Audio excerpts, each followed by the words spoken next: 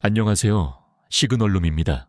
2026년 1월 26일 월요일, 오늘의 부동산 뉴스 지금 바로 시작하겠습니다. 뉴스 1. 이 대통령 모듈러 주택 특별법 제정 속도, 공급 확대 카드. 첫 번째 뉴스입니다.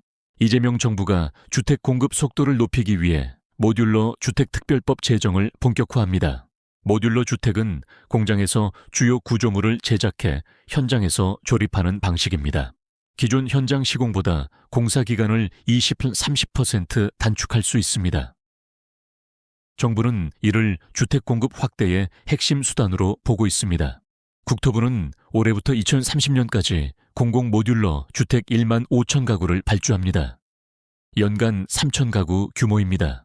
특별법이 통과되면 설계감리 품질 관리 기준이 마련되고 불합리한 규제도 해소됩니다. 여야 의원 11명이 공동 발의한 특별법안이 국토위에 회부됐습니다.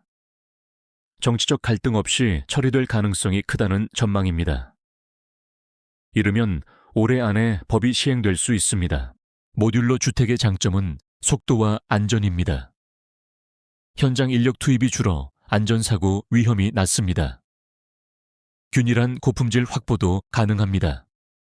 숙련 인력 부족 문제도 해결할 수 있습니다. 정부는 250억 원 규모의 연구개발로 고층화 기술을 개발 중입니다. 공공 발주 물량을 늘려 민간 참여를 유도할 계획입니다. 현대, 삼성, GSE, 롯데 등 대형 건설사들이 이미 준비에 나섰습니다. 뉴스2. 다주택자 세제 압박 강화, 민간 임대시장 공급 공백 우려. 두 번째 뉴스입니다. 다주택자에 대한 세제 압박이 강화되면서 민간 임대시장의 공급 공백 우려가 커지고 있습니다. 이재명 대통령은 5월 9일 양도세 중과 유예를 종료한다고 못 박았습니다. 다주택자는 5월 전에 집을 팔고 장음까지 치러야 중과를 피할 수 있습니다. 조정 대상 지역 3주택 이상은 최고 세율 82.5%입니다. 장기보유 특별공제 문제도 지적했습니다. 투자 투기용 주택에 장특공제를 주는 건 매물을 막고 투기를 권장하는 꼴이라고 했습니다. 비거주 1주택도 투자용이라면 세금 감면이 이상하다는 겁니다. 정부는 다주택자 버티기를 방치하지 않겠다고 경고합니다. 보유세 인상과 50억 이상 고가주택 세제 강화도 예고됐습니다. 똘똘한 한 채 보유자도 세 부담이 커질 수 있습니다. 하지만 우려도 큽니다. 민간 임대 시장의 80%가 개인 다주택자입니다. 세제 압박으로 다주택자가 빠지면 임대 공급이 급감할 수 있습니다. 전문가들은 2, 3주택자까지는 실수요자가 있고 민간 임대 공급자 역할을 한다고 지적합니다. 3주택자부터 별도 규제를 도입하는 게 적절하다는 의견입니다.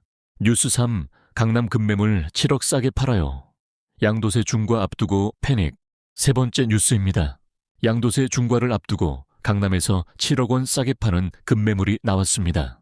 압구정 구현대에서 정상 매물보다 5% 싼 급매가 등장했습니다. 잠실 엘스에서도 호가를 5천만 1억 원 낮춘 급매가 나왔습니다.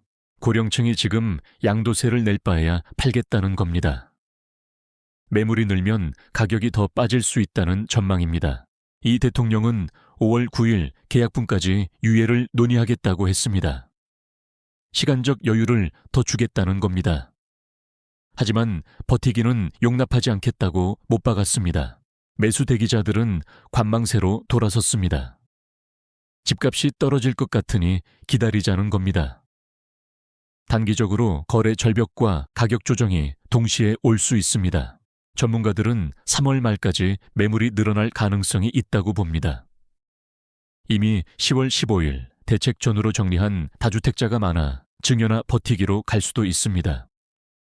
뉴스 4. 수도권 통합 재건축 확산, 대단지 프리미엄 노린다. 네 번째 뉴스입니다. 수도권 곳곳에서 여러 단지를 묶어 재건축하는 통합 재건축이 확산되고 있습니다. 서울 서초 반포동 한신설에, 신반포 궁전, 현대동궁이 통합 재건축에 최종 합의했습니다. 746가구에서 1천여 가구 대단지로 탈바꿈합니다. 강남 대치동 우성 1차, 쌍용 2차도 추진 중입니다. 통합 재건축의 장점은 명확합니다. 대단지 프리미엄을 누릴 수 있습니다. 규모가 커지면 건설사와 협상에서 유리합니다. 커뮤니티 시설과 녹지 공간을 더 많이 확보할 수 있습니다. 일기 신도시에서도 통합 재건축 바람이 불고 있습니다. 분당 서현시범 4개 단지가 7,769가구 규모로 추진합니다. 일산에서도 여러 곳이 통합을 준비 중입니다. 전문가들은 전문적 리더십과 신탁 방식이 성공의 열쇠라고 봅니다. 갈등을 조율하지 못하면 사업이 좌초되거나 무기한 지연될 수 있습니다. 뉴스최 서울 아파트 준월세 55% 전세도 월세도 부담. 5번째 뉴스입니다. 서울 아파트 임대차 계약 중 준월세 비중이 55%까지 늘었습니다. 전세도 월세도 부담스러운 상황입니다.